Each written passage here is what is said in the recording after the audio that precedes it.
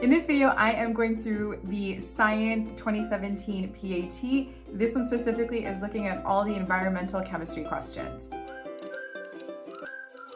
All right, so let's start here with number 21. So we've got a graph and there's a couple of things we need to look at. So before we even dive into the question, let's look at the graph and see what's happening. So with our graph, there's a couple of things that I'm noticing right away. The first thing is that the levels of sulfur dioxide, SO2, start to increase around January. Okay, now take a look and see if there's anything else that you notice in this.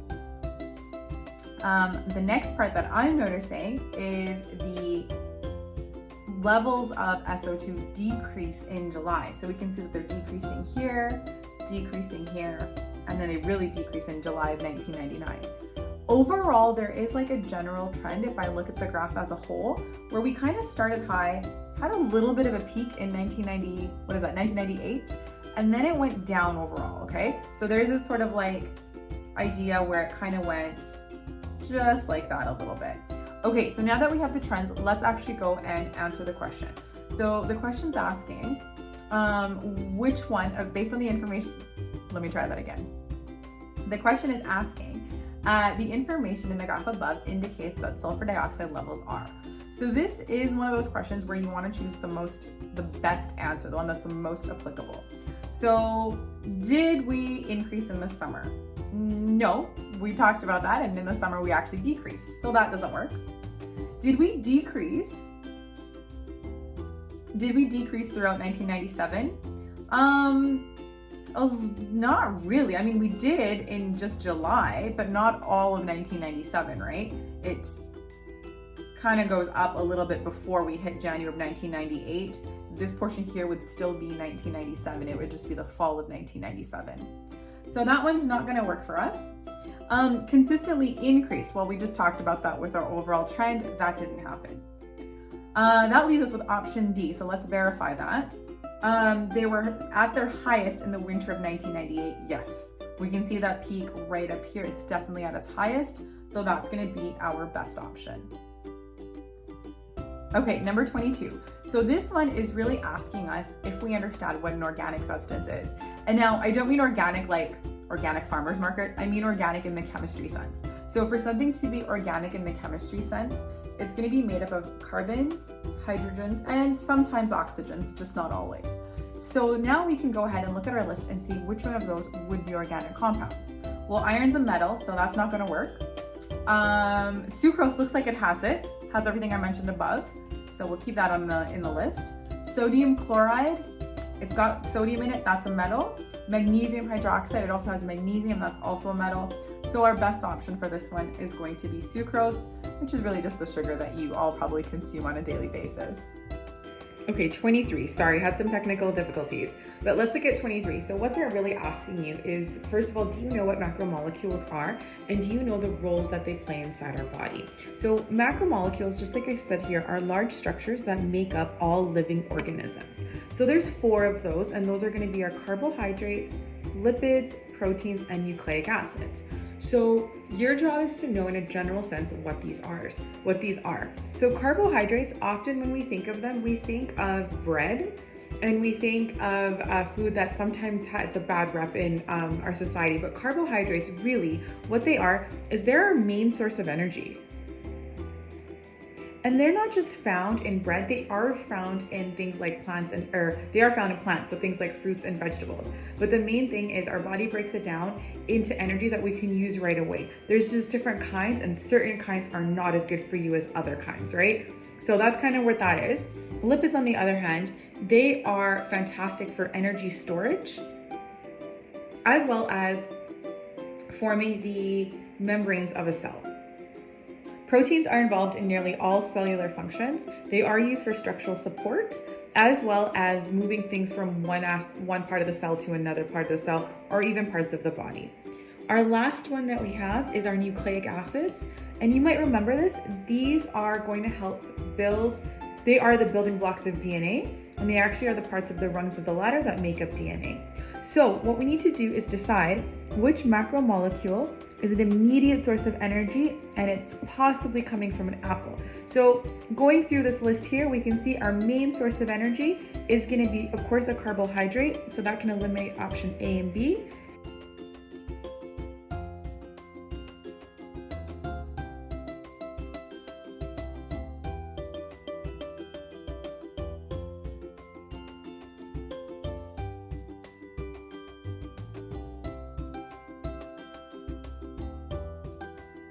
Okay, 24. So we've got another graph related one here. It looks a little daunting to start off with, but let's break it down.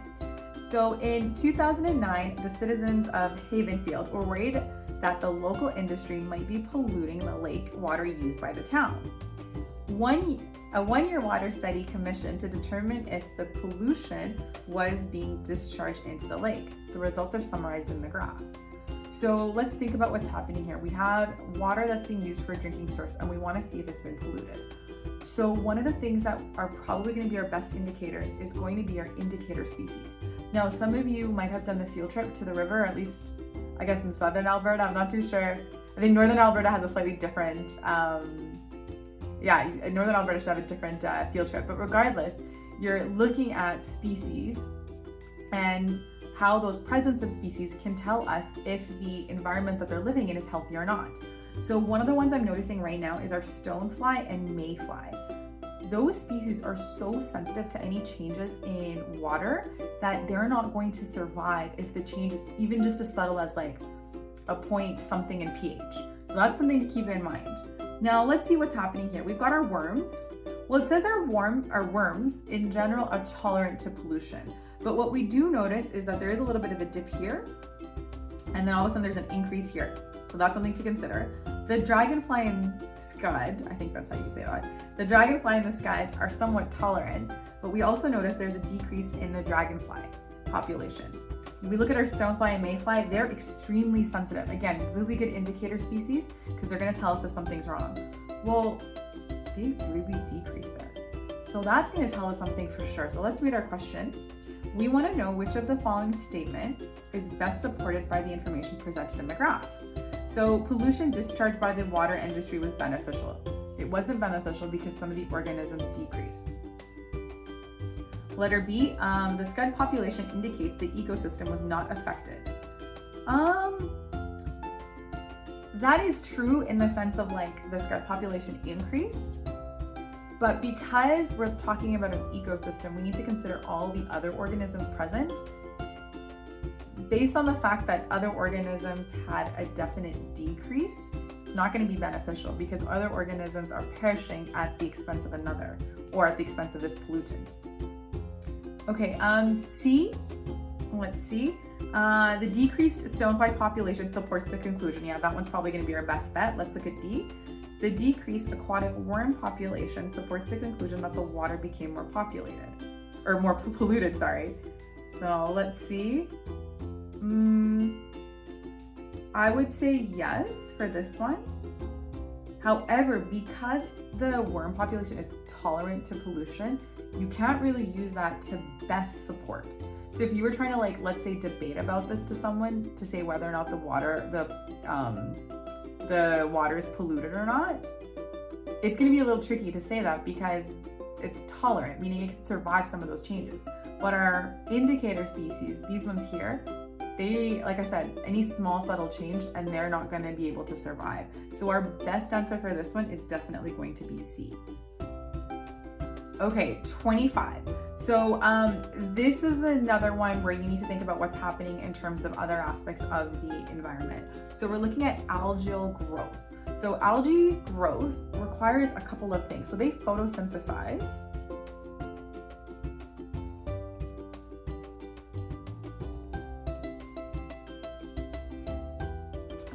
But when they also photosynthesize, they need nutrients. And those nutrients are normally going to be in the form of nitrogen and phosphorus. Well, if they photosynthesize, there's a couple of things that are going to make a difference. The air temperature could make a difference. Exhaust from a farm equipment could. But algae grows in water. So we're thinking about ways the water can be impacted that would impact its growth. So one of the things that we can really think about is going to be our fertilizer use. And this is one where you honestly need to go over that nitrogen cycle if you're not familiar with it. So what happens is with the fertilizer, all the nitrogen is used to help make grasses and plants grow. But as water comes by and hits the soil, that water carries over the nutrients from the fertilizer into places that are heavily bodied water, which means things like algae can grow and kind of take over. In fact, they take over so much of the water. They actually do that to fish, which is really, really sad in my opinion. Okay, number 3, we're looking at toxins. So the best way I can describe this one is the toxin, that number is the same. It's 50 parts, so that's great. But what's tricky about this one is we've changed the denominator, if you will. So I'm gonna break it down into small numbers and then we'll look at the place values for the numbers that are on here. So let's say we had 50 out of 100. We had 50 over 1,000, and we had 50 over 10,000. So because we're talking about a toxin, we're going to want the smallest number of toxins present, right? So the first example I gave us, that's about 50%. Half of the substance you're looking at is made out of toxins. In this one here, it's a little less because your toxin, the part of the toxin is 50, but the whole of it is 1,000. And then in our next example, the 50 over 10,000, well, there's less toxin per the whole. Or the other way I can describe it is like we're diluting it. Here's a 50% mixture. We're diluting it by 10 times, and then here we're diluting it by another 10 times. So in terms of toxicity, you want the ones that is most diluted, right? We want the one that has the least amount of toxins in here. So our lowest concentration will be the one with our largest place value. So I'm gonna pop a place value chart there so we can see how we want to organize the order, because some of the billions and trillions can get a little tricky. But our lowest toxin will be the one that is in the biggest part. So our biggest part is going to be our trillion. Then the next one is going to be our billion. The third will be our million, and then the last will be the 1,000. So we can organize it like that, and now we've got everything from our lowest concentration to our highest concentration. Okay, number 26. So what we need to do here is we are looking at a couple different things. So I'm gonna read out the experiment, and then we'll go through it. So what we're doing is we're looking at the effectiveness of antacids. So antacids are things like Tums, Gaviscon, things that honestly people take when they get really bad heartburn. What we're doing here is we've got our vinegar, that's gonna act as the acid, and we're combining it with the antacid, which is the medicine. Now, normally what's gonna happen if you think about mixing an acidic solution with a basic solution, it should neutralize. In the case of a person that needs a heartburn, should decrease. In the case of this, it's just neutralization, which I guess is both the same in both perspectives. The question is asking, we wanna know what the responding variable is. So responding, think about that as response to something. So in the case of a science experiment, it's what we're measuring. Well, in this example here, we are only really measuring the pH. So we're not measuring the type of antacid because we're using the same acid, we're using different antacids the whole time, but we're not measuring that. That's not what we're recording. That would be probably our manipulated variable. The volume of vinegar, well, that one should be the same if it's a fair experiment, so that won't be our responding. The pH is most likely going to be our responding. The length of time, that should be a control, it should be the same. So that's going to leave us with just the pH. Okay, 27. Let's look at the graph and then I'll talk about the wording of 27. So with our graph here, we've got the pH, which is 0 to 14. So that means anything on the higher end here is going to be a base, and anything on the lower end here is going to be acidic or an acid. So ammonia, very basic. Lye, very basic. Acidic components, my most acidic thing is lemon juice. Actually, lemon juice is quite acidic. It's one of the reasons why it's used in a lot of cleaning stuff, because it's acidic. The bacteria and germs actually can't live in that acidic environment. All right, so that's the graph. Let's look at the questions here. So we need to decide which of the statements is incorrect. So we're looking for a false statement. Let me put it so we can see everything here. Okay, tomato juice is less basic than vinegar. So they wrote that in a very interesting way. I'm gonna go ahead and change that to say more acidic. That works for my brain. If the less basic works for you, you can go ahead and keep it that way. So let's see, tomato juice is more acidic than vinegar. Okay, here's our tomato juice and here's our vinegar. No, actually, vinegar is more acidic. So this one very well could be your incorrect response. But again, let's always verify everything just to be sure. Lye is the most basic of the solutions. Yep, that checks out. Apple juice is less acidic than lemon juice. Apple juice is less acidic. So if it's less acidic, then that means that lemon juice is more acidic. Well, we confirmed that. We said our lemon juice was the most acidic. So that one checks out as well. Human blood is more acidic than ammonia. Well, if I remember correctly, ammonia was one of our highest ones. There's ammonia and there's our blood. That one works. Ammonia is definitely more basic. So in this case, our incorrect response is going to be A. Okay, number 28. So this type of graph, you may or may not have seen it before. It does kind of start to connect to more grade 10, grade 11 science, but let's see what's happening here. We're looking at the pH again on the y-axis, and we can see we've got a very low pH. So that's going to be our acid again, and this is going to be our base. So what's happening is over time we're adding a solution. So we're starting off at a very high pH and we're adding something that at the end we end up in a low pH. So one of the things that can really account for that is if we're starting at something basic and we end up at something low, that means we're adding an acid over time. That's how we went from high to low. So that means this portion here, that's probably going to be the part where it was the most neutral. So what we can do is in our question, we want to know what volume of solution X was needed to neutralize. So now we know for sure it's a neutralization reaction. So the way this is going to work is we're going to find our neutral pH on the y-axis. So the neutral pH is going to be about 7. That's going to be about somewhere, I would say about there. And we're going to hit that graph. Then what we're going to do is check the volume that corresponds to that point that I just highlighted. Well, that's going to be, to me, that looks like mid-20s. So we're looking for an answer that's going to be in the mid-20s. We've got one, we've got 24, so that's going to work. Okay, number 29. For this one, I'm going to read it out loud, and then it's really only pointing to one kind of concept out of these options that's going to work, in my opinion anyway. Which of the following questions would be the greatest significance to a waterbird ecologist in discussing the substances that can easily be safely released into the wetland environment? So if we're thinking of things that can be released into the wetland environment, it needs to be safe, meaning it has to be low quantities of a toxin. But if it's in a wetland environment, that means there's organisms in water that need to make sure that they don't react to those unhealthy toxins.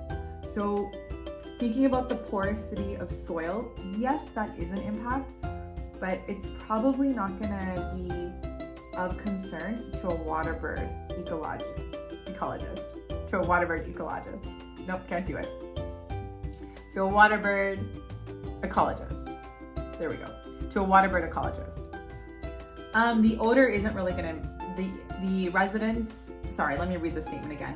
Will the odor of the substance affect the local residents? Again, we're talking about a very specific system here. So that one's probably not gonna work. And the direction of the winds, again, that's not gonna work. What's really gonna be of importance is that toxicity with the LD50. So the LD50 is like, I'm gonna put the definition up there. It's the lethal dose that can harm an organism, and normally we want half of that if we are gonna expose an organism to that. Okay, number 30. So what's happening with number 30 is we have fluorescent lights and they contain BCP. So let's see what's happening. Some of these end up in landfill sites. They end up in the water. So in the storage sites, they're gonna end up in water, which affect the plants, or excuse me, which affect the aquatic environment. Keeping in mind that anything that affects the water is going to affect us. So remember there's that concept of biomagnification, right? So in this example here, the phytoplankton gets exposed to the toxin, but the zooplankton have to eat more phytoplankton to survive, meaning the zooplankton get exposed to more toxins, and then the fish eat lots of zooplankton that have eat phytoplankton that are also exposed to those toxins, and then the human, probably the whole family, not just the kid, also get exposed to the toxin, right? So as it goes through a food chain, the level of toxicity accumulates, right? It's one of the things that you might want to think about, kind of what you're consuming and where your food's coming from.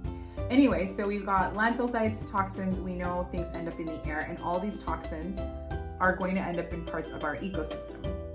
So the question's asking, what would be the best research question that would illustrate the information above? So they're asking, how would you assess this as a research question? So I would say our best options, if we're looking at this, it's not talking about storage. There's only one aspect of it that talks about storage, so that's not going to work. What impact do they have on water quality?